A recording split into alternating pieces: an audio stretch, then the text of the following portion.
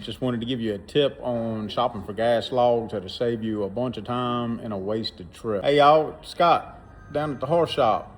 I'm the guy. You're not that guy, pal. Trust me. You're not that guy. Y'all hear that sound?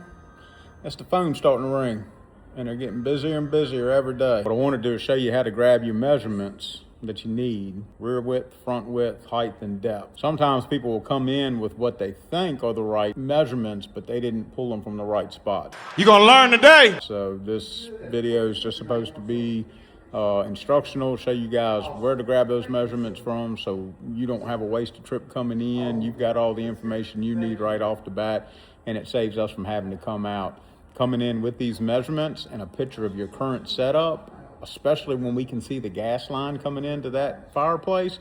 Saves us a ton of investigative work. Can you speak English? So you guys pay attention to this. If you have any questions, obviously reach out anytime that you want. We're down here Monday through Friday, 8 to 5, Saturday, 10 to 3. All right, first measurement we want to grab is our rear width. All right, Basie. We're gonna run from one corner of the rear panel all the way over to the other corner of the rear panel. And it is 29.5. 29.5. Now we want to get our front width, which is going to run from the very front edge of your panel. Lacey, move your hand so I can see exactly where. Don't. Right there. All the way over to your other front edge. All right, what you got there? 42. That's your front width. Now we want to get our depth. We always aim for the back panel of the fireplace all the way up to your front edge. And it's 23.5. 23.5 inches.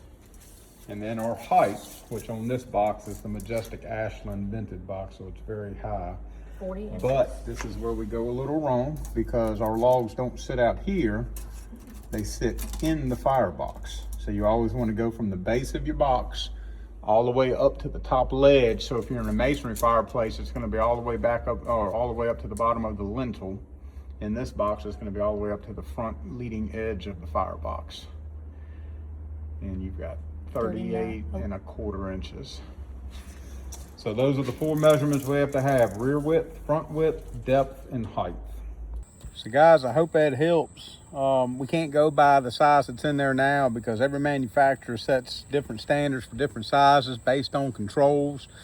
So with those measurements, we're able to size per the logs that you like, the exact size logs for the measurements of your firebox to make sure that we're in compliance.